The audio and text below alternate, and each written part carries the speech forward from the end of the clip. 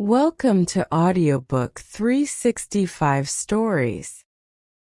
The Priory was a big old house. It was very beautiful, but parts of it were broken and not fixed. Jack Sheraton got the house after a family member who was very careful with money died. Only part of the house was in good condition. The rest of it was falling apart and looked like an old, pretty ruin. Jack and his family came to see the house for the first time. They came for a holiday and planned to stay for 1 month. They brought Thatcher, little Molly's nurse, to help with everything. They had only been in the house for 1 hour when a telegram came. Thatcher's mother was very sick and dying, so Thatcher had to leave. A few days later, Jack also had to leave because of important work in town. "I will go to the lodge and ask Mrs. Summers to come early this morning. She can stay with you tonight so you won't be alone for long," Jack said as he left quickly. Millicent, Jack's wife, and their daughter Molly watched him go. Then they went back to the breakfast room. Molly played with her doll while her mother cleaned up the breakfast table. Millicent was not afraid of most things, but she started to feel worried. The Priory was far from other houses. The nearest house, the lodge, was a 30-minute walk away.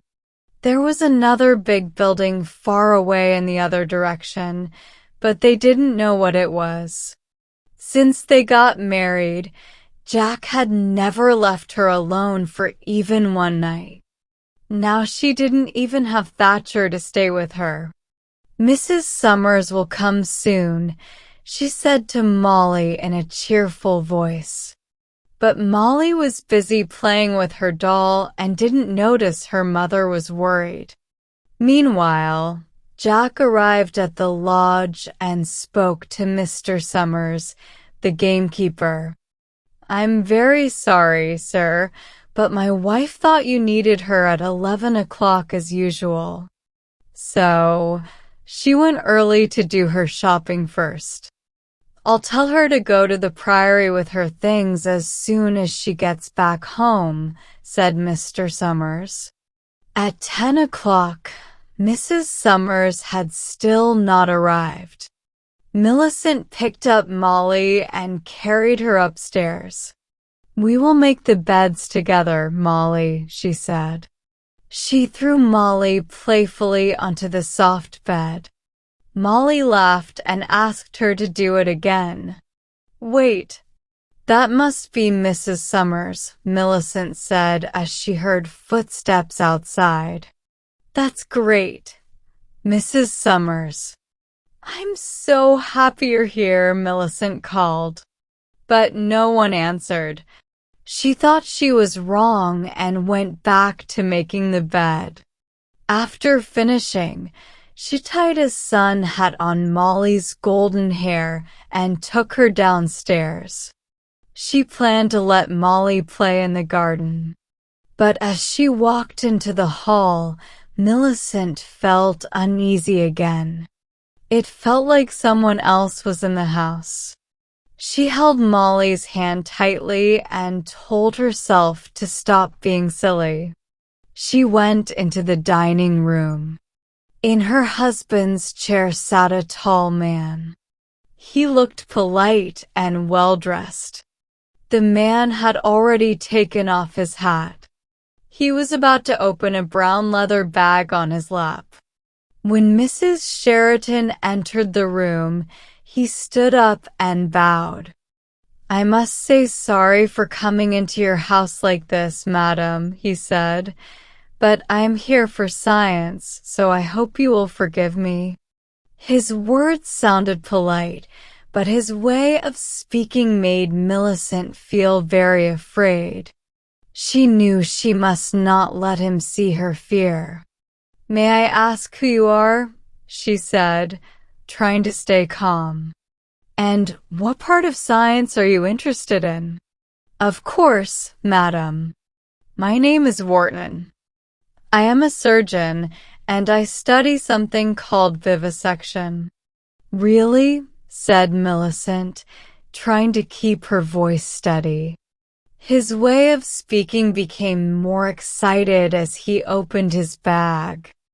I came here, he continued, to tell you about a new discovery. I would like to show it to you.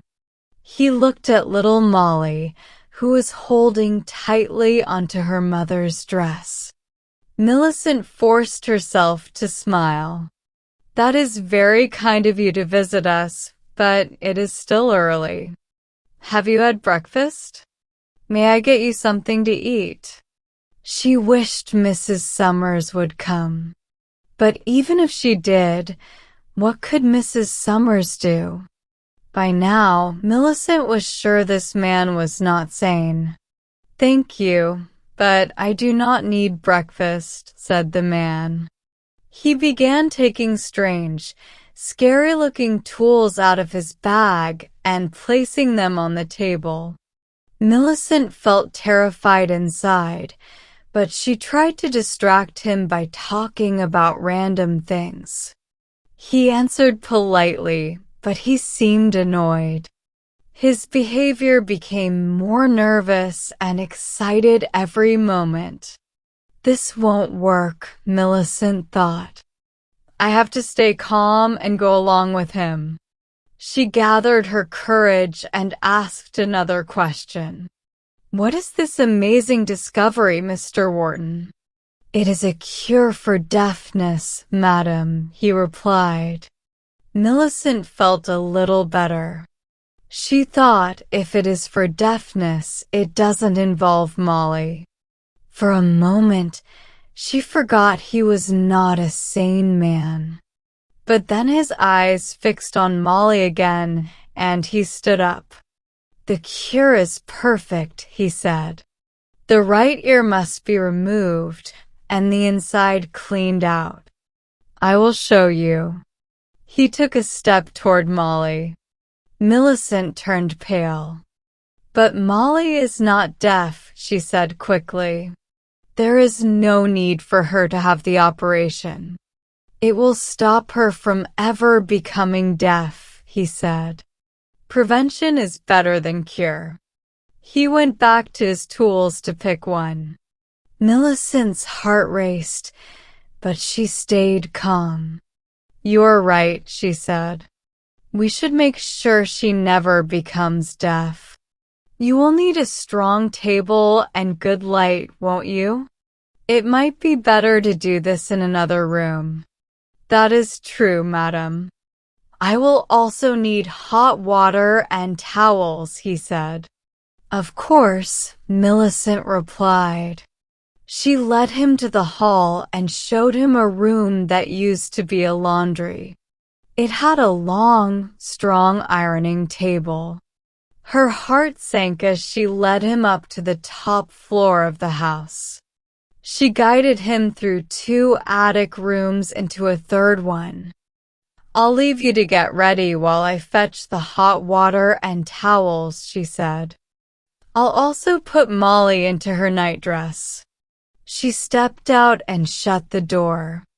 The key made a loud sound as she locked it, but the man didn't notice. He was too busy with his tools. Millicent quickly ran through the other rooms, locking their doors too. Then she rushed downstairs. She grabbed Molly and ran out into the garden. At the gate, she stopped to lift Molly onto her back so she could run faster. Millicent had just left the gate when a loud, angry scream came from the house. It made her stop and look up at the attic window. The madman had found out the door was locked. He ran to the window and saw Millicent and Molly running away. Millicent saw him trying to climb out of the window. She did not wait to see if he would climb down the ivy or go into another attic. She prayed for the strength to get somewhere safe and ran as fast as she could. Molly held onto her neck tightly, confused by everything. Millicent kept running, even as the man's screams echoed in her ears. She crossed 3 fields and finally stopped to catch her breath in a quiet lane. Then she heard something. Was it the sound of wheels? Yes! Help! Oh, help! She shouted. Help! Help! Help! A carriage pulled by 2 horses appeared, moving slowly up the hill. The driver stopped when his master gave the order.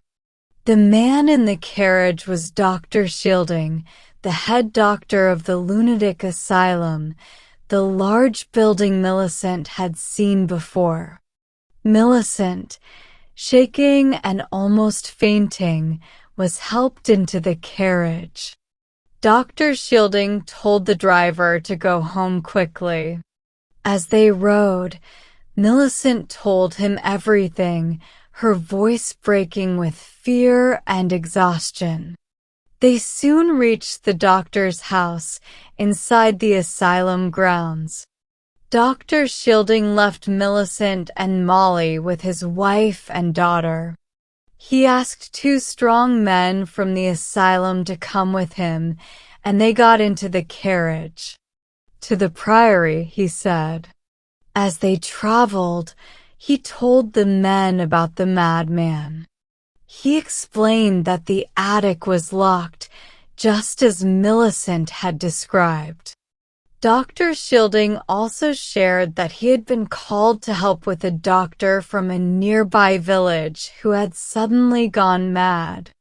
That doctor had escaped the day before and could not be found. I am sure this is the same man, he said. When they reached the Priory gate, they saw the man. He was trying to climb down the ivy, holding his bag. The man heard their voices and turned to look at them. But as he moved, he lost his grip. He fell to the ground from a great height, still holding his bag. The men hurried to him, but it was too late. The man had hit his head on a large stone and broken his neck. His body shook for a moment and then went still. They took his body to the asylum mortuary and quickly contacted his family. When Dr. Shielding returned home, he found that his wife had asked Millicent and Molly to stay with them until Jack came back. Dr. Shielding agreed completely. The next morning, Jack read about the event in the newspaper. His face turned pale. Then, he opened a letter from Millicent. In her letter, Millicent told him everything. She ended with, "Oh, Jack, I can never go back there again. Please come and take us home." Jack never returned to the Priory. On his way to the train station, he gave the house to an agent to sell. When he arrived at Beechcroft, he asked Mrs. Summers to pack all their belongings from the Priory and send them to their home in town. When Jack finally saw his wife and Molly again, he hugged them tightly. He silently promised himself he would never leave them alone again, not even for an hour.